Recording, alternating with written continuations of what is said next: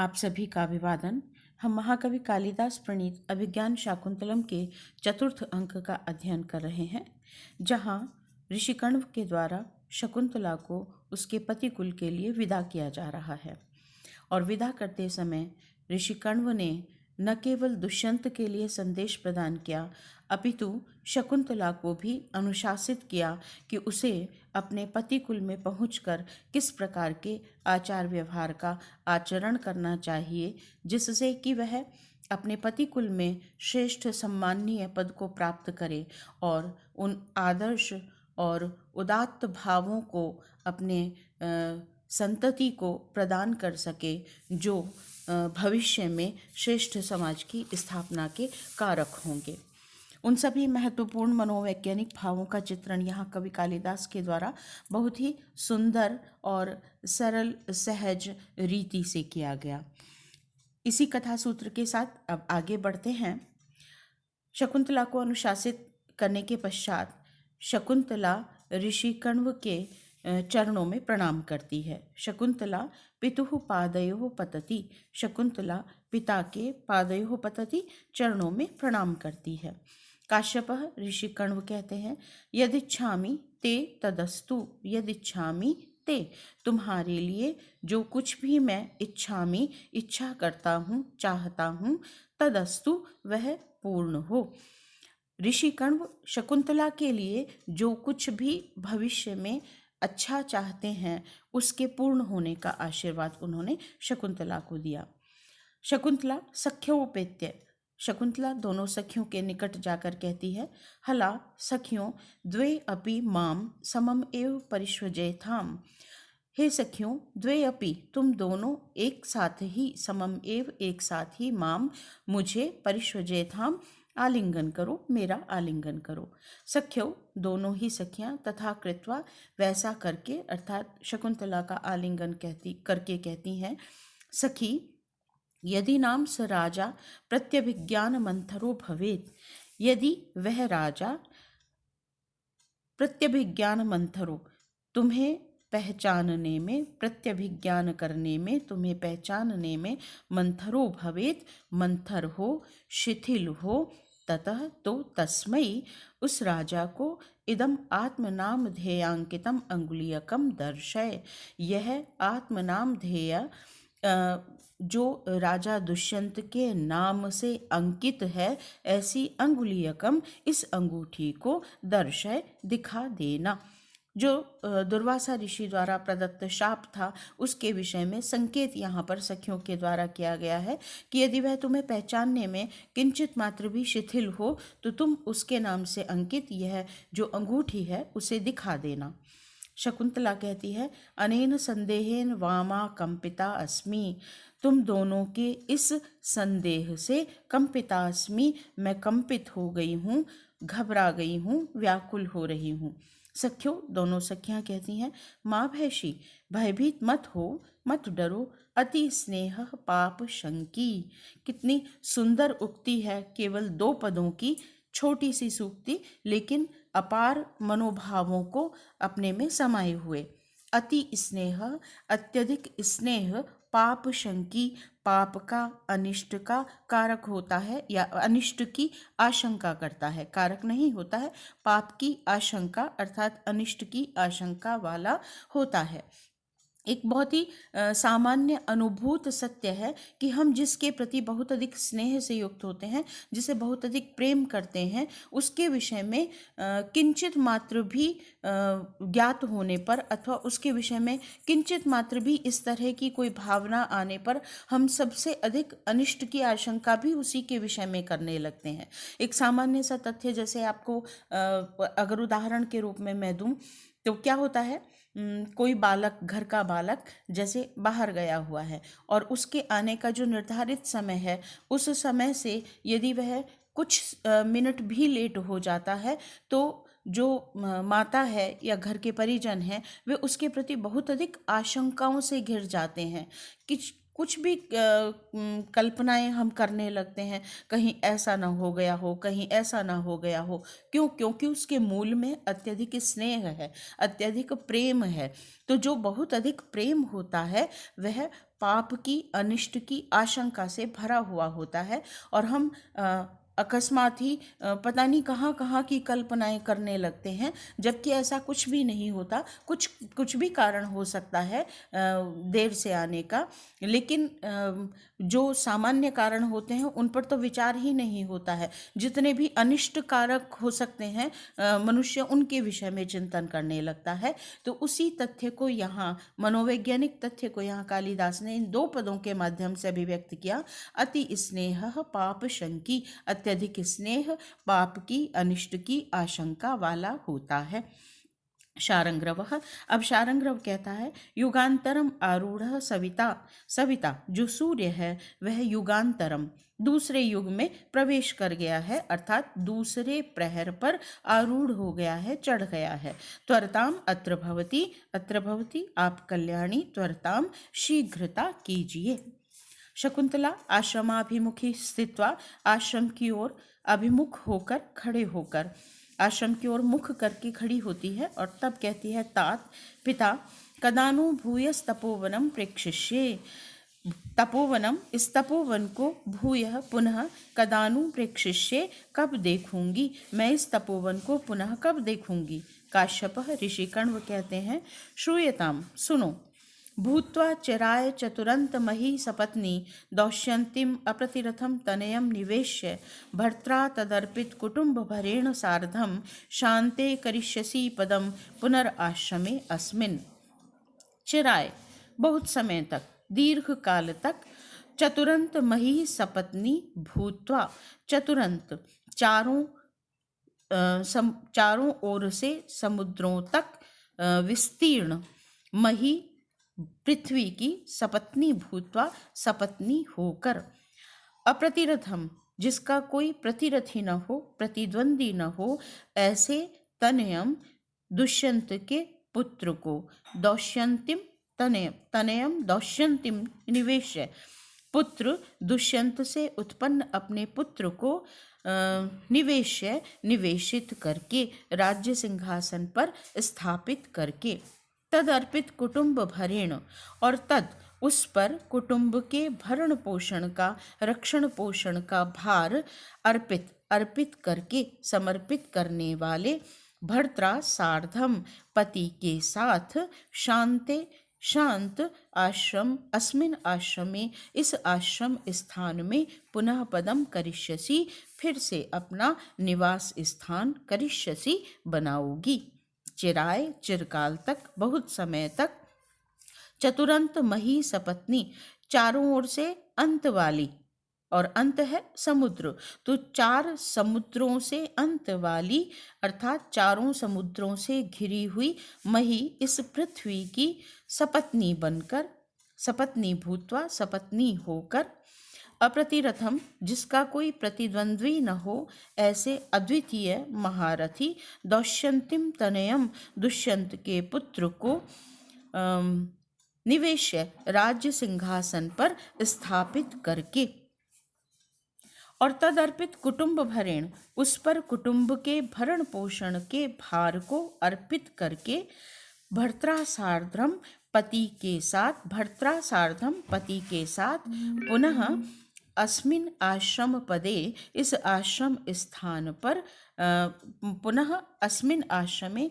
फिर से इस आश्रम में, पदम शांते आश्रमे शांत आश्रम स्थान पर, पदम करिष्यसि स्थान बनाओगी, निवास करोगी। यहाँ ऋषि कण्व ने उस संपूर्ण परंपरा को अभिव्यक्त कर दिया है जो आश्रम व्यवस्था हमारे समाज में चिरकाल से चली आ रही थी, जहाँ संपूर्ण जीवन 4 आश्रमों में विभक्त था, ब्रह्मचर्य, गृहस्थ, वानप्रस्थ और संन्यास। ब्रह्मचर्य आश्रम में रहते हुए, ब्रह्मचर्य का पालन करते हुए बालक अध्ययन अध्यापन का कार्य करता था। उसके पश्चात वह गृहस्थ आश्रम में प्रवेश करता था और अपने गृहस्थ से संबंधित कर्तव्यों का, उत्तरदायित्वों का निर्वहन करता था। गृहस्थ आश्रम की समाप्ति पर वह वानप्रस्थ की ओर उन्मुख होता था।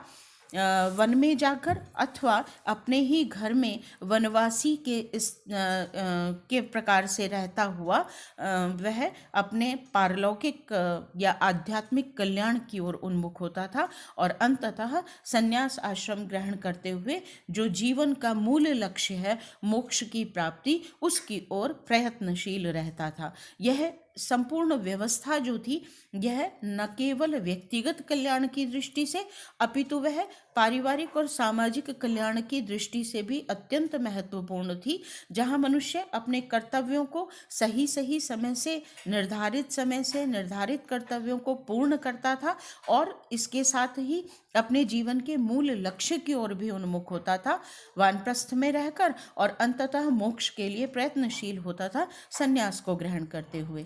और यह व्यवस्था न केवल व्यक्तिगत कल्याण के लिए थी, व्यक्तिगत उन्नति के लिए थी, अपितु यह पारिवारिक और सामाजिक व्यवस्था के लिए भी अत्यंत महत्वपूर्ण थी। ब्रह्मचर्य में रहते हुए अध्ययन काल में किसी भी प्रकार के व्यसन से दूर रहना और संपूर्ण विद्या आदि का अध्ययन करते हुए अपनी उन्नति करना, तत्पश्चात समाज के लिए भी वह कल्याणकारी व्यवस्था। फिर गृहस्थ में रहते हुए अन्य आश्रमों में जो मनुष्य हैं उनके आवश्यकताओं की भी पूर्ति करना और परिवार को भी वह संस्कार, वह स्थायित्व प्रदान करना जो उनके लिए आवश्यक है।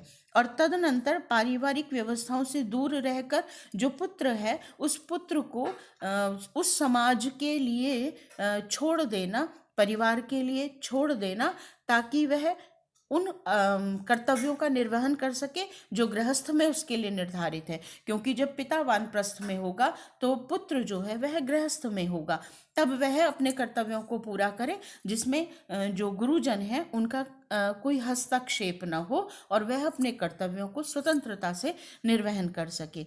और उसके पश्चात संन्यास आश्रम ग्रहण करते हुए उस संपूर्ण पारिवारिक और सामाजिक व्यवस्था को छोड़ देना अपने पुत्र के लिए या कहें आगे की संतति के लिए, आगे की पीढ़ी के लिए। तो बिना किसी टकराव के प्रत्येक व्यक्ति समाज में, परिवार में रहे और अपनी उन्नति और कल्याण के साथ परिवार और समाज और राष्ट्र की उन्नति और कल्याण के लिए उन्मुख हो, इस आश्रम व्यवस्था को यहाँ ऋषि कण्व ने शकुंतला के माध्यम से अभिव्यक्त किया कि अभी तुम चारों ओर से समुद्र से घिरी हुई जो विशाल पृथ्वी है जिस पर दुष्यंत का शासन है उसकी सपत्नी बनकर, क्योंकि क्षत्रिय जो थे वे पृथ्वी को भी अपनी पत्नी के समान आदर प्रदान करते थे।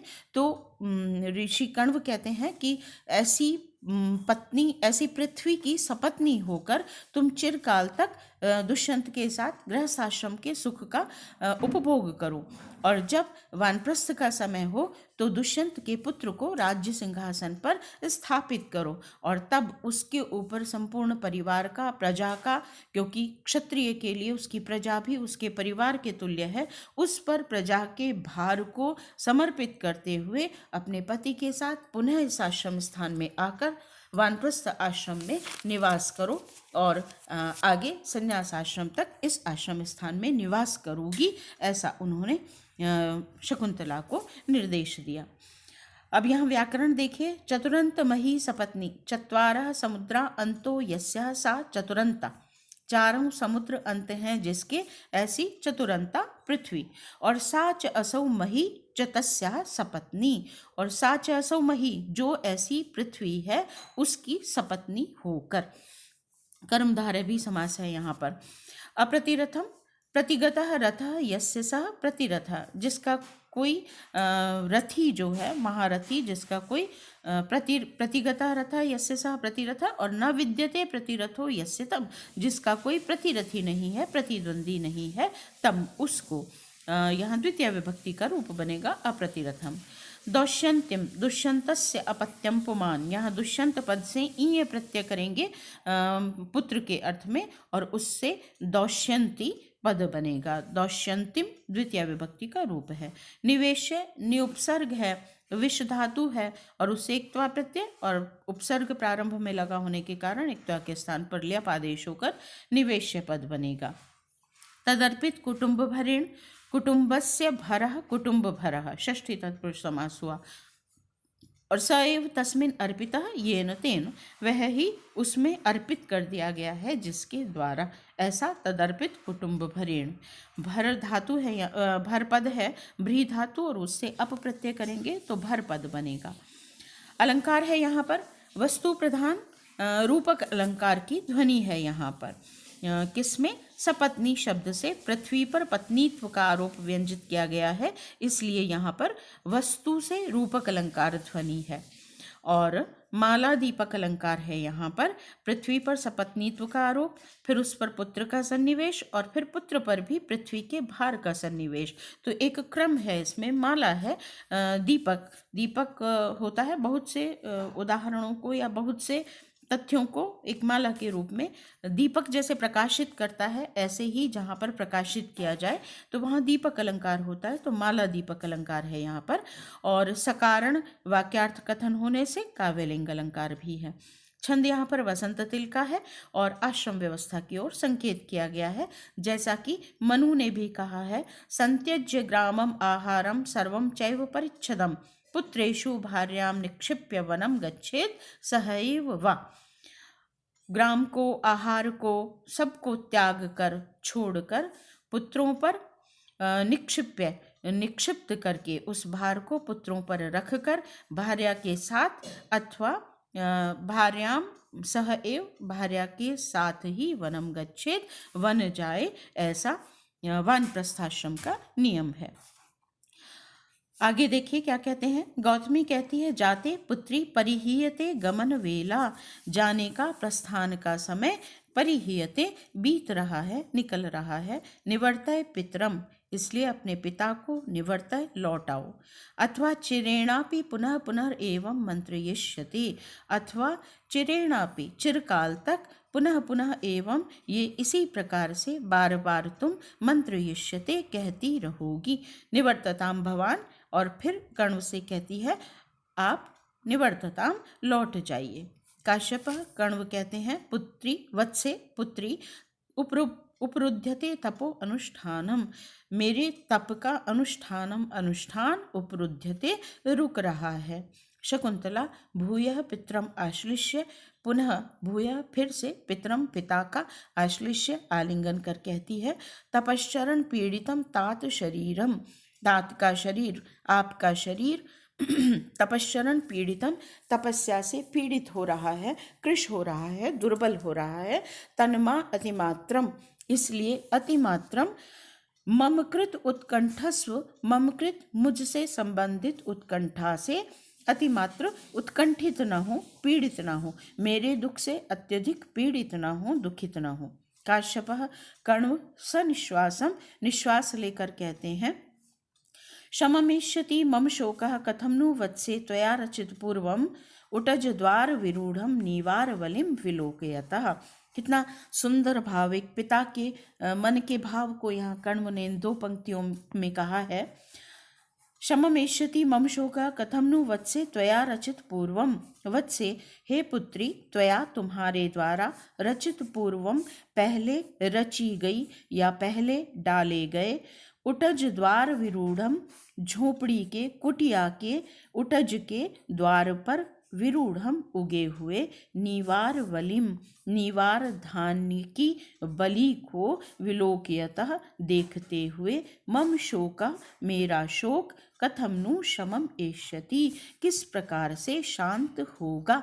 पूर्व में अब सामान्य क्रियाकल्प करते हुए पक्षियों के लिए अथवा पशुओं के आहार के लिए जो तुमने नीवार धान की बलि उटज के किनारे पर डाली थी, वह अब उग आई है, तो जैसे ही मैं उसे देखूंगा तो वह पुनः पुनः मुझे तुम्हारा स्मरण कराएगी, तो उस अवस्था में मैं अपने शोक को किस प्रकार दूर कर पाऊंगा। यह अपना अत्यंत जो प्रेम का भाव है, वात्सल्य का जो भाव है, वह शकुंतला के प्रति यहाँ अभिव्यक्त किया है कण्व ने। वत्से हे पुत्री, त्वया तुम्हारे द्वारा रचित पूर्वम पूजा के रूप में अथवा पशुओं आदि के लिए पहले रचे गए, डाले गए, उटज द्वार विरूढ़म, और उटज कुटिया के द्वार पर उग आए नीवार वलीम नीवार धान्यों को विलोकयता देखते हुए मम शोका मेरा शोक कथम नु शममेष्यति किस प्रकार से शमम शांति को एष्यति प्राप्त होगा, किस प्रकार से शांत हो पाएगा। गच्छ जाओ शिवास्ते संतु पंथानः ते पंथाना तुम्हारा मार्ग शिवा संतु कल्याणकारी होवे। यहाँ ऋषि कण्व ने कहा तुम्हारा मार्ग कल्याणकारी होवे, तो वस्तुतः यही होता है कि उसका मार्ग ही कल्याणकारी होता है। जो निकट भविष्य है उसमें अनेक कष्ट हैं, किंतु अंततः फिर उसका मार्ग या उसका जीवन पुनः कल्याणमय हो जाता है। निष्क्रांता शकुंतला सहयायिनश्च, शकुंतला सहयात्रियों के साथ शारंग्रव और गौतमी आदि के साथ निष्क्रांता निकल जाती है। व्याकरण देखिए, यहाँ रचित पूर्वम पूर्वम रचितम इति रचित पूर्वम सुपसुपेति समास है। यहाँ पर दोनों पदों में समास हो गया। सुबंत सुबंत पदों में समस्त पद बन गया। उटज द्वार विरूढ़म, उटजस्य द्वारे विरूढ़म, उटजस्य षष्ठी तत्पुरुष समास हो गया। यहाँ उटजस्य द्वारः और तस्मिन विरूढ़म उसमें उगे हुए, उटज कुटिया के द्वार पर उगे हुए। विरूढ़ पद है, विउपसर्ग रूह धातु और उससे एकतः प्रत्यय करेंगे तो विरूढ़ पद बनेगा। नीवार वलीम नीवार धान्योपकल्पितम भूत बलिम, प्राणियों के लिए डाली गई जो बलि है धान आदि है उसके लिए नीवार वलीम पद का प्रयोग हुआ। एष्यति इण धातु है यहाँ पर, उसका लृट लकार का भविष्यत काल का रूप बनेगा एष्यति। विलोकयतः पद है, विउपसर्ग है लुक धातु और उससे क्षत्रिय प्रत्यय करेंगे, विलोकयन पद बना और उसका षष्ठी विभक्ति का रूप है विलोकयतः। अलंकार है यहाँ पर, काव्यलिंग अलंकार का प्रयोग किया गया है कि आश्रम स्थान शांत होता है किंतु नीवार वली को देखकर वह पुनः पुनः शोक का उद्वेग का कारण बनेगा, तो यहाँ पर पदार्थ हेतु काव्यलिंग अलंकार का प्रयोग किया गया है और आर्या जाति छंद है। यहाँ करुण रस की अत्यंत सशक्त अभिव्यक्ति है। किसी भी पिता की अपनी पुत्री के वियोग से उत्पन्न जो शोक की कारुणिक अनुभूति होती है उसको यहाँ कवि कालिदास ने पिता कण्व के मुख से कहलवाया है। एक कारुणिक अनुभूति, एक सहृदय पिता की, उसी के अनुरूप यहाँ पर चित्रण किया गया है। सख्यों, दोनों सखियां कहती हैं शकुंतलाम विलोक्य, शकुंतला को देखकर हाधिक हाधिक, अरे धिक्कार है धिक्कार है। कहा इससे पूर्व नाट्य निर्देश था शकुंतला सहयायिनश्च निष्क्रांता, शकुंतला सहयात्रियों के साथ निकल जाती है, अर्थात गौतमी और शारंग्रव के साथ मंच से बाहर निकल गई है, अपने पति कुल के लिए प्रस्थान कर गई है, अर्थात अब वह मंच पर नहीं है, अर्थात वह अनुसूया और प्रेमवदा के दृष्टिपथ से ओझल हो रही है। तो उसी भाव को यहाँ कहा है दोनों सखियों ने, हाधिक हाधिक, अरे धिक्कार है। अंतर्हिता शकुंतला वन राज्या, शकुंतला वन राज्या वन पंक्तियों में अंतर्हिता अंतर्हित हो गई है, छिप गई है या ओझल हो गई है। काश्यपः ऋषि कण्व कहते हैं स्नेह प्रवृत्तिर एवं दर्शिनी। काश्यप सनिश्वासम, पंक्ति रह गई है यहाँ लिखने से, निश्वास लेकर कहते हैं अनुसूये गतवती वाम सहचारिणी, वाम तुम दोनों की जो सहचारिणी शकुंतला थी, सखी थी, वह गतवती चली गई। निग्रह्य शोकम अनुगच्छतम माम प्रतिस्थम, निग्रह्य शोकम अपने शोक को निग्रह करके, अपने शोक को नियंत्रित करते हुए, अनुगच्छतम माम प्रस्थितम प्रस्थान करते हुए, मेरा अनुगच्छतम अनुगमन करो।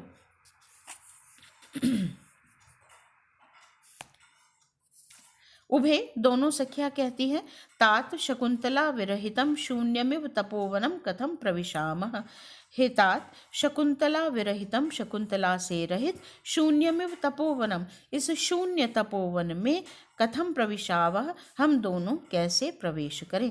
काश्यप ऋषि कण्व कहते हैं स्नेह प्रवृत्तिर एवं दर्शिनी, स्नेह की प्रवृत्ति ऐसी ही होती है, अर्थात प्रियजन की अनुपस्थिति में सर्वत्र ऐसा ही दिखाई देता है। और तब सविमर्शम परिक्रम में विचार करते हुए घूमकर ऋषि कण्व कहते हैं, हंत भो, अरे शकुंतलाम पतिकुलम विसृज्य, शकुंतला को पति के घर विसृज्य भेज कर, लब्धम इदानीम स्वास्थ्यम, इस समय अब मुझे स्वास्थ्यम लब्धम, मानसिक शांति, स्वास्थ्य अर्थात मानसिक शांति, लब्धम प्राप्त हुई है। कुतः, क्योंकि अर्थो हि कन्या परकीय एव तामद्य संप्रेष्य परिगृहीतु जातो ममायम विशदः प्रकामम प्रत्यर्पित न्यास इवांतरात्मा। बहुत प्रसिद्ध श्लोक है ये अभिज्ञान शाकुंतलम का, प्रायः सर्वत्र उद्धृत किया जाता है। श्लोक चतुष्टयी का एक पद्य है यह, और यहाँ पर हमारी जो संपूर्ण पारिवारिक व्यवस्था, सामाजिक व्यवस्था और जो भारतीय संस्कृति है उसका दिग्दर्शन होता है। पिता के भाव क्या कहते हैं वे, अर्थो ही कन्या परकीय एव, कन्या ही निश्चित रूप से परकीय एव अर्थः, परकीय पराया ही अर्थः धन है।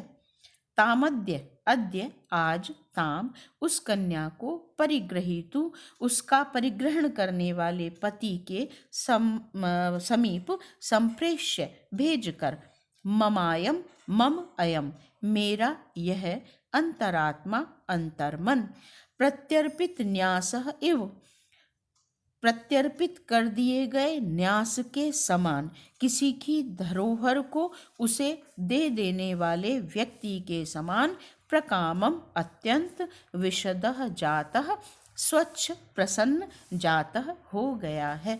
ऐसा प्रतीत होता है या एक पिता की अनुभूति कि वह कन्या का पालन पोषण इसी भाव से करता है कि यह पराया धन है और किसी की अमानत है मेरे पास, तो उसी रूप में वह उसका पालन पोषण करता है। और जब वह उसे उसके पति को सौंप देता है तो उसका जो मनोभाव होता है वो ऐसा होता है मानो अत्यंत प्रयत्नपूर्वक सहेज कर रखी गई किसी अमानत को, किसी धरोहर को, जो उसका वास्तविक अधिकारी था, उसे प्रदान कर दिया गया है। तो जैसे धरोहर को देने के पश्चात व्यक्ति अपने आप में हल्का, अपने आप में बहुत स्वच्छ, निर्मल, शांत अनुभव करता है, वैसा ही भाव एक पिता का होता है जब वह अपनी पुत्री को उसके वास्तविक अधिकारी, उसके पति को सौंप देता है। तो उसका जो भाव होता है वह वैसा ही शांत हो जाता है कि मेरा जो कर्तव्य था मैंने उसे पूर्ण कर दिया है और अब वह अपने उचित स्थान को प्राप्त हो गई है। यही भाव यहाँ कण्व ने शकुंतला को इंगित करते हुए कहा कि कन्या ही निश्चित रूप से परकीय अर्थः पराया ही धन होता है। अद्य आज, ताम उस शकुंतला को, परिग्रहीतु उसका परिग्रहण करने वाले पति के समीप, संप्रेष्य भेजकर, मम अयम मेरा यह, अंतरात्मा अंतर्मन, प्रत्यर्पित न्यास इव न्यास को समर्पित कर देने वाले व्यक्ति के समान, प्रकामम विशदः जात अत्यंत, प्रकामम भली भांति या अत्यंत विशद हो गया है, स्वच्छ और प्रसन्न हो गया है। इति निष्क्रांता सर्वे, ऐसा कहकर सभी वहाँ से निकल जाते हैं। निश्चिंतता का भाव जो कन्या के विवाह के पश्चात माता पिता अनुभव करते हैं, अत्यंत लालन प्रेम के साथ उसका लालन पालन करते हैं, बड़े स्नेह के साथ, और जब वह विवाह योग्य हो जाती है तो उसे उचित वर को देते हुए जो माता पिता हैं वे कितना निश्चिंतता का भाव अनुभव करते हैं, ये उस भारतीय समाज का प्रतिनिधि पद्य हम कह सकते हैं, जो यहाँ पर हमारी लंबे समय से जो भारतीय संस्कृति की अनुभूति रही है उसी को यहाँ ऋषि कण्व ने अभिव्यक्त किया है। व्याकरण देखिए, संप्रेष्य समुपसर्ग है, प्रयोपसर्ग है यहाँ, और इश धातु उससे इक्त्वा प्रत्यय किया और उपसर्ग होने के कारण वह ल्यप में परिवर्तित हुआ, संप्रेष्य पद बना। परिग्रहीतु परिउपसर्ग ग्रह धातु और उससे त्रिच प्रत्यय किया तो परिग्रहित्री पद बना और उसका षष्ठी विभक्ति का रूप है परिग्रहीतु, परिग्रहण करने वाला। प्रत्यर्पित न्यासः, प्रत्यर्पितः न्यासः येन सह, बहुव्रीहि समास, जिसने न्यास को प्रत्यर्पित कर दिया है, प्रतिअर्पित कर दिया है, जिसका था उसे लौटा दिया है। तो यहाँ प्रति उपसर्ग है, री धातु है और उससे एक त प्रत्यय करेंगे तो प्रत्यर्पित पद बनेगा। और न्यस्यते इति न्यासः, न्यसित किया गया है, जिसमें न्यसित किया जाता है, रखा जाता है। इति न्यासः, तो न्युपसर्ग अस धातु और उससे ज्ञाय प्रत्यय करते हैं तो न्यास पद बनता है। यहाँ पर इव के द्वारा संभावना अभिव्यक्त की गई है। प्रत्यर्पित न्यास इवांतरात्मा, तो यहाँ संभावना अर्थ में प्रकट होने से यह उत्प्रेक्षा अलंकार का प्रयोग हुआ। और छंद है यहाँ पर इंद्रवज्रा, स्यादेंद्र वज्रा यदि तब जगौगा। और छंदों का जब आप अध्ययन करेंगे तो इसी पद्य को आप छंद के उदाहरण के रूप में याद कीजिएगा, इंद्रवज्रा पद का, क्योंकि यह शाकुंतलम के जो बहुत अधिक प्रसिद्ध श्लोक हैं उन प्रसिद्ध श्लोकों में से एक श्लोक है। और इसके साथ ही चतुर्थ अंक समाप्त हो जाता है। शकुंतला अपने पति के घर के लिए विदा हो जाती है। आज के लिए इतना ही। धन्यवाद।